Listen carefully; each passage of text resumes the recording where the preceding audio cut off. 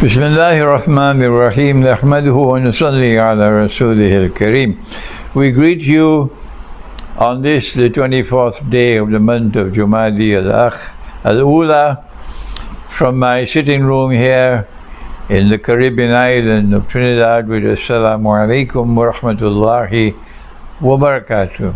It is now 1 month since I suffered a massive heart attack, and by Allah's kindness, life and death are in His hands. And I was just a whisper away from leaving this world.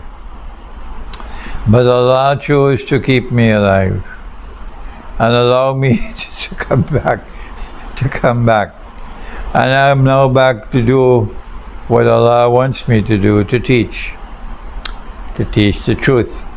And at this time there's nothing more important to teach than what does the Quran say and what does Nabi Muhammad, Allah's blessing be upon him, say concerning the events in Gaza. So this is number 3. This is Gaza 3 on this, the 24th day of Jumadi al-Ula. And we only have 3 months left for blessed Ramadan. Now then, our hearts, I'm receiving emails from around the world, and people they're crying, their hearts are bleeding. What can we do for our brothers and sisters in Gaza? They have nowhere to go. And even in that hopeless situation, they're being killed. Women and children are being killed. And the government of the United States is the world's greatest hypocrite. As the world's greatest hypocrite, they stand firmly in solidarity and support of Israel, like Narendra Modi in India. We stand in solidarity with Israel, while Israel is killing women and children. Is that Judaism? Is that what the Jewish religion has taught you? And so now there are tears around the world. There's heartache around the world. What can we do when the governments that rule over the world of Islam will not do anything to stop Israel? What has our Prophet said on this subject? Let us, in this video entitled Gaza 3, let us share with you the good news of what our Prophet has said. Allah's blessing be upon him. He has spoken as only a true prophet of the one God can speak. And he has said that there is a Muslim army which will come to liberate Jerusalem. And he says that when that army starts to march to Jerusalem, no one and nothing can stop that army.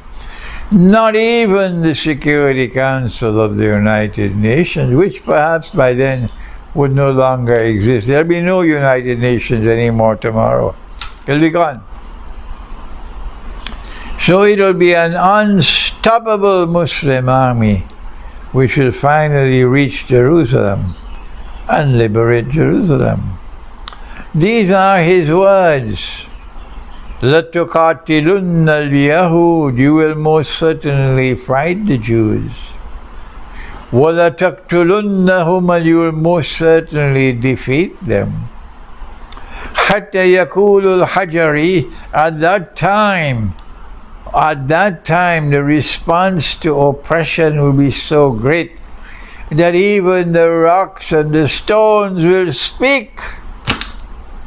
Ya Muslim, هذا يهودي ورائي فتعالى فاقتل. There's a Jew hiding behind me. Come and kill him. Our Prophet is not speaking about all Jews. Not at all. How could he be saying such a thing about a Jew who is denouncing this government of the State of Israel, as there are Jews in Israel today denouncing their own government. How could he say that about Jews who are supporting and helping the Palestinian people? Why? Because they are still human beings. These are Jews who still have a heart in their chest. Not like the others who are beasts. That's right, they're beasts. They don't have a heart in their chest anymore. They consider the Palestinians to be animals. They are the chosen of the Lord God. They are born superior. And the Palestinians are like cockroaches. Not those Jews. There are Jews in Israel today and Jews outside of Israel who are championing the cause of the Palestinian people, that they are being oppressed, and they are denouncing Israeli oppression. So Allah's messenger, the Prophet Muhammad, Allah's blessing be upon him, could not be speaking about all Jews. When he said the rocks and the stones would speak and say, "There's a Jew hiding behind me, come and kill him." And so we live with this happiness in our heart, that we know that the end time will witness a Muslim army, and that this Muslim army will come from the direction of Khorasan, and that Muslim army will be unstoppable until it reaches Jerusalem. But there's more now to be said. And that is that Allah has said in the Quran, He's given this warning. If you're in Pakistan, I hope you listen. He says, بَعْدَ أَعُوذُ بِاللَّهِ مِنَ الشَّيْطَانِ الرَّجِيمِ إِنَّ اللَّهَ لَا يُغَيِّرُ مَا بِقَوْمٍ حَتَّى يُغَيِّرُ مَا بِأَنفُسِهِمْ. That no matter how hopeless your situation might be, no matter how much you are suffering, Allah, the one God, will not intervene to change your condition until you take the initiative using Allah's guidance to change your own condition. Only then will Allah intervene to help you. So if a Muslim army is going to be marching from the direction of Khorasan, then it'll have to pass through Iran. Or we already have in Iran a government which is steadfast in standing up against Israel. A government in Iran which denounces Washington as Shaitanul Kabir. A government in Iran which has already established alliance and friendship with Russia. Yes. So we're not worried about Iran. What about Afghanistan? We already have in Afghanistan those who were born yesterday and who have grown up to be young men and who have fought Pax Britannica and defeated Pax Britannica. And then they fought the Soviet Union, the godless Soviet Union, and they defeated the godless Soviet Union. And then they fought Pax Americana and they defeated Pax Americana. So we have no problem at all about that Muslim army coming from Iran and coming from Afghanistan. But what about Pakistan? What about Pakistan? Muhammad Ali Jinnah, may Allah bless him, he did his job. He completed his mission successfully, a political miracle. He created an independent state. That's all he ever intended to do. And he did it, and he died, and Allah took him away. But from the day that Pakistan was born to this day, the enemies of Pakistan have ensured that Pakistan could never be free. So while India won freedom 75 years ago, and India has been able to progress and progress and progress, Pakistan has remained a slave all these 75 years. And no one is more responsible for that. Not so much the politicians. It is the generals in the Pakistan armed forces who have betrayed Pakistan by being Yankee puppy dogs. I was one whisper away from death 1 month ago. I could have been away. I could be in my grave now. But Allah in His wisdom chose that I should live.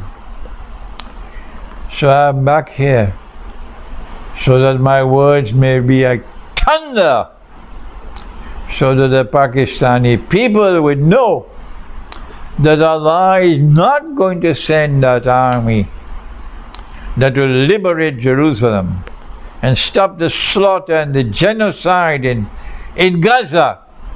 He is not going to send that army until Pakistan also, like Afghanistan and like Iran, are in the right place of being a free people. Because that army is not going to be stoppable by the Security Council of the United Nations. No. That army will not fight according to international law. No. The army which is going to come from Khorasan, which will liberate Jerusalem, it will be an army which will be fighting under Allah's law. And the Pakistan armed forces have never fought under Allah's law. So it is time for the people of Pakistan to wake up and recognize that you cannot stop the slaughter in Gaza until you can liberate Pakistan and recover freedom in Pakistan from those who are Yankee puppy dogs. And may Allah make that day come while I'm still alive, so I can return to Pakistan myself on that day.